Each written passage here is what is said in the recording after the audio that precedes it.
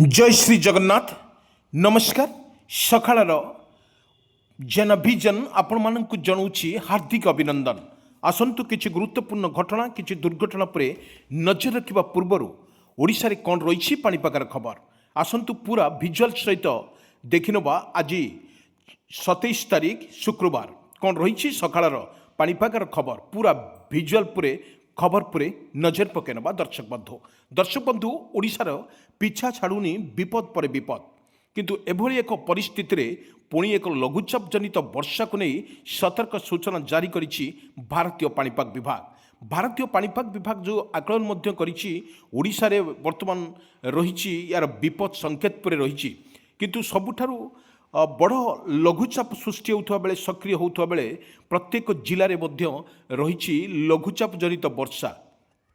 दर्शक बंधु पाणीपाग विभाग कहला या भारत उपरे वर्तमान बंगोपसागर लघुचाप जोगु तेलंगाना राज्यगुड़िक वर्षा होउछि। भारत महासागर एक होर्सिया एवं नामक एक बड़ घूर्णी सृष्टि होबार मध्य संभावना अच्छी एवं होर्सियो नामक एक बड़ घूर्णिझड़ सृष्टि होउथवारु लोक माने भयभीत होउछंती किंतु पाणीपाग विशेषज्ञ कहवा अनुसार ए पर्यंत वर्षर सबुठारु विपज्जनक एक घूर्णिझड़ घंटा प्रति 260 किलोमीटर बेगरे पवन बहिबार मध्य संभावना रही। तेबे पाणीपाग विभाग कहिछि जे यार भारत उपरे कौनसी यार प्रभाव पड़िबो नाही। दक्षिण पश्चिम भारत महासागर रे एई बात्याटी रही। हैदराबाद पाणीपाग केन्द्र कहिछि जे आज मध्य वर्षा जारी रहिबो एवं सांगा रेडी एवं रंगा रेडी एवं मेडक एवं कामार रेडी जिला पाई येलो वार्निंग जारी करिछि।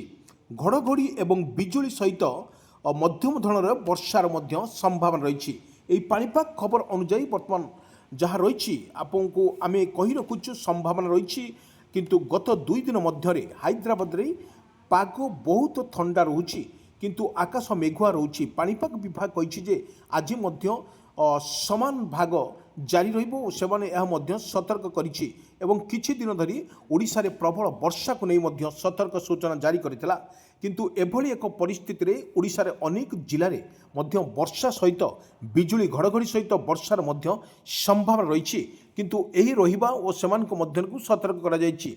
किछि अंचल रे घड़घड़ी एवं बिजुली सहित हल्का वर्षा होई पारे विशेष करी एवं कुतबुलापुर एवं कुकटपाली एवं से अंचल रे एवं कैंटनमेंट एवं अलुआल भली स्थान रे किछिर हल्का धरण रे वर्षा होई पारे मध्य आकलन करा जायछि किंतु एई राज्य को 2026 एक भीषण बात्या रूप नेछि। 1999 रे ओडिशा रे होउतवा बात्या एई बात्या हेबो ओडिशार एहार कौन प्रभाव पड़ो ताहा एक मध्य अस्वस्थकर खबर आसी।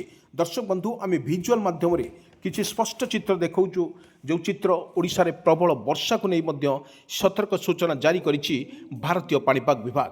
किंतु भारतीय पाणीपाग विभाग कहिछि ओडिशा रे पाखापाखि आहुरी गोटे 2 दिन धरी लगी रहिबो वर्षा किंतु दिन रे हेउछि गरम एवं राति रे अत्यधिक शीतर थरुची सारा ओडिशा आमे जदि कहि परिबा किंतु आज सकाळ रे किछि दृश्य हम देखौछु आमे आपण मानक पाखकु आकाश मेघाच्छन्न सहित बिजुली घड़घड़ी सहित वर्षार मध्य देखिबाक मिलुछि। ओडिशार अनेक जिला भद्रक बालेश्वर कटक पुरी गंजाम गजपति राउरकेला ढेंकानाल पारादीप संबलपुर बरहमपुर केन्दुझर संबलपुर यही स्थान मानकरे प्रबल वर्षा को नहीं मध्य सतर्क सूचना मध्य जारी करिछि।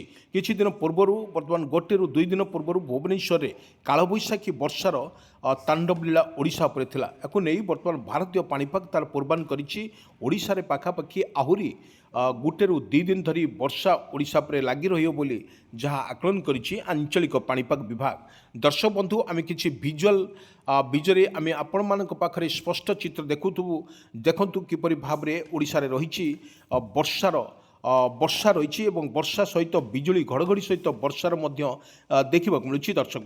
दर्शक बंधु आम गोटे कथा कहीपर ओडिशार जो भली स्थिति रही आकलन करुच्ची भारतीय पाणीपाग विभाग किंतु अन्य जो भली एक লঘুচাপটি সৃষ্টি হয়েছে এবং তার সক্রিয় রয়েছে সারা ওড়িশারে প্রবল বর্ষাକୁ নেই মধ্য সতর্ক সূচনা জারি করেছে ভারতীয় পাଣିপাগ বিভাগ। কিন্তু ভারতীয় পাଣିপাগ যে পূর্বান করেছে ওড়িশারে আহুরি পাখাপাখি ଗୋଟେରୁ 2 ଦିନ ଧରି ବର୍ଷା ରହିବ। କିନ୍ତୁ ଆଜି ଦେଖିବାକୁ ମିଳିଛି ଆଜି ସକାଳରେ କିଛି କୁହୁଡ଼ି ମନ୍ୟ ଦୃଶ୍ୟମାନ ହେଉଥିଲା। କିନ୍ତୁ ଯେଉଁ ଘୂର୍ଣ୍ଣିଝଡ଼ ଓଡ଼ିଶା ଉପରେ ରହିଛି ତାହା ମଧ୍ୟ ପୂର୍ବାନ କରିଛି ମାନେ ଭାରତୀୟ ପାଣିପାଗ ବିଭାଗ ତରଫରୁ ଯେଉଁଭଳି ଆକଳନ କରାଯାଇଛି ଆମେ କିଛି ଭିଜୁଆଲ୍ ମାଧ୍ୟମରେ ସ୍ପଷ୍ଟ ଚିତ୍ର ଆମେ ଆପଣମାନଙ୍କ ପାଖରେ ରଖୁଛୁ। ଯେଉଁଭଳି ଭାବରେ ଓଡ଼ିଶାରେ ରହିଛି ଲଘୁଚାପ ଜନିତ ବର୍ଷା ଏବଂ ବଙ୍ଗୋପସାଗରରେ ସୃଷ୍ଟି ହେଉଥିବା ଏକ ଲଘୁଚାପ ଏବଂ ଆରବ ସାଗରରେ ସୃଷ୍ଟି ହେଉଥିବା ଏକ ଲଘୁଚାପ ଏଇଟା ଧୀରେ ଧୀରେ ଏହାର ସକ୍ରିୟ ରହିଛି। ତା ଫଳରେ ଓଡ଼ିଶାର ମଧ୍ୟ ସବୁ ରାଜ୍ୟରେ ପ୍ରବଳ ବର୍ଷା ମଧ୍ୟ ଜାରି ରହିଛି। ଗୁଜରାଟ, ବମ୍ବେ, ଦିଲ୍ଲୀ, ମହାରାଷ୍ଟ୍ର, ତାମିଲନାଡ଼ୁ, ଗୁଜରାଟ ଏବଂ ଶ୍ରୀନଗର, ଦିଲ୍ଲୀ, ଲଦାଖ ଏହି ସ୍ଥାନମାନଙ୍କରେ ପ୍ରବଳ ବର୍ଷା ହେଉଛି। ବର୍ତ୍ତମାନ କିଛି ଦୃଶ୍ୟମାନେ ଆମେ ଆପଣମାନଙ୍କୁ ଦେଖାଉଛୁ।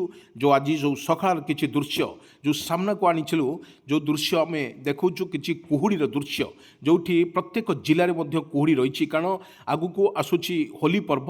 ଏ ହୋଲି ପର୍ବରେ ପାଖାପାଖି ଆହୁରି 3-4 ଦିନ ଥିବାରୁ ତାକୁ ନେଇ ପାଣିପାଗ ବିଶେଷଜ୍ଞ କହିବା ଅନୁଯାୟୀ ହୋଲିରେ ଭିଜିପାରେ ସାରା ଓଡ଼ିଶା ଏବଂ ଝିପିଝିପି ବର୍ଷା ବିଜୁଳି ଘଡ଼ଘଡ଼ି ସହିତ ବର୍ଷାର ମଧ୍ୟ ସ୍ପଷ୍ଟ ଚିତ୍ର ଆମେ ଦେଖାଉଛୁ। ଆଜି ସକାଳର କିଛି ଦୃଶ୍ୟ, ଯେଉଁ ଦୃଶ୍ୟ ହେଉଛି ଓଡ଼ିଶାରେ ବର୍ତ୍ତମାନ ଶୀତର ପ୍ରକୋପ ଥିଲାବେଳେ ପୁଣି ଅଦିନିଆ ବର୍ଷା ତାକୁ ବିଜୁଳି ଘଡ଼ଘଡ଼ି ସହିତ ବର୍ଷାର ମଧ୍ୟ ଦେଖିବାକୁ ମିଳୁଛି।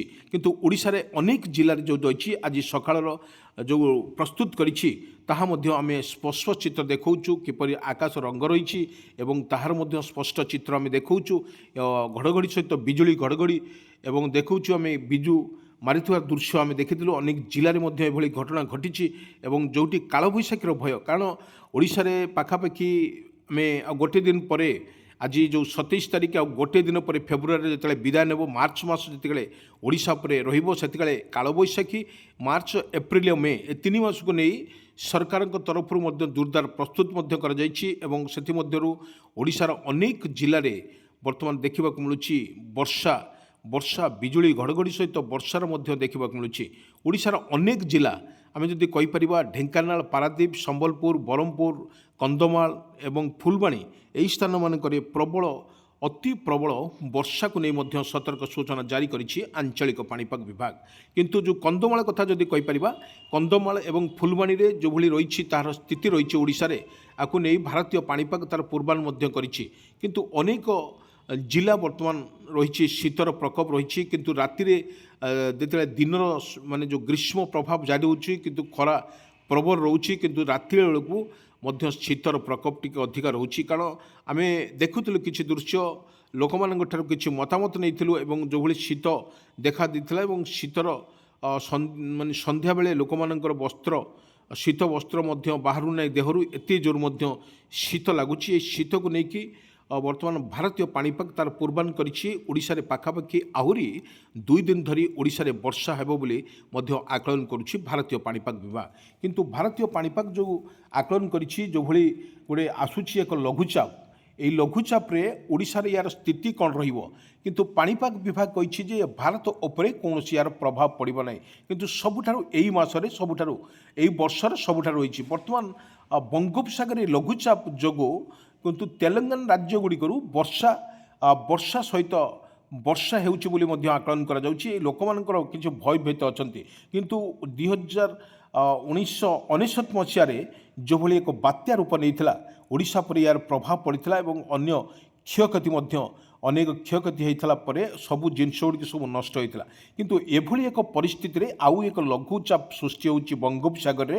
ଏଟା ମଧ୍ୟ 200 ପାଖାପାଖି ଏହାର ଲଘୁଚାପ ଜନିତ 260ରୁ ପାଖାପାଖି ପବନ ବହିବାର ମଧ୍ୟ ସମ୍ଭାବନା ଅଛି। ଏହି ଆଖି ଆଗରେ ରଖି ତେବେ ପାଣିପାଗ ବିଭାଗ କହିଛି ଯେ ଭାରତ ଉପରେ ଏହାର କୌଣସି ପ୍ରଭାବ ପଡ଼ିବ ନାହିଁ।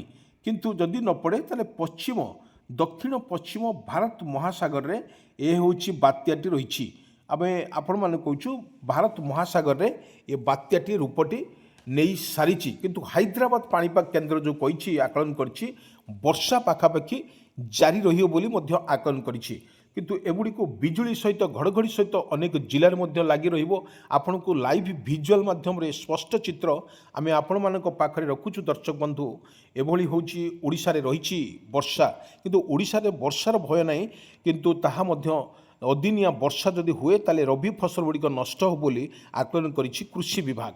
କିନ୍ତୁ କୃଷି ବିଭାଗ କହିବା ଅନୁଯାୟୀ ଯେଉଁଭଳି ଅନ୍ୟ ରାଜ୍ୟମାନଙ୍କର ଯେଉଁଭଳି ବର୍ଷା ଲଘୁଚାପ ପ୍ରଭାବ ରହିଛି, କିନ୍ତୁ ଓଡ଼ିଶା ଉପରେ ପ୍ରଭାବ ନାହିଁ। ନିଶ୍ଚିତ ଭାବରେ ଆମେ କହିପାରିବା ଯେଉଁ ଘଡ଼ଘଡ଼ି ବିଜୁଳି ଘଡ଼ଘଡ଼ି ସହିତ ବିଜୁଳି ମାରିବାର ସମ୍ଭାବନା ରହିଛି ଏବଂ ହାଲକା ପବନ ବହିବାର ମଧ୍ୟ ସମ୍ଭାବନା ଅଛି। କିନ୍ତୁ ସବୁଠୁ ବଡ଼ କଥା ହେଉଛି ପାଖାପାଖି କୁହୁଡ଼ି ଦୃଶ୍ୟମାନ ହେଉଛି।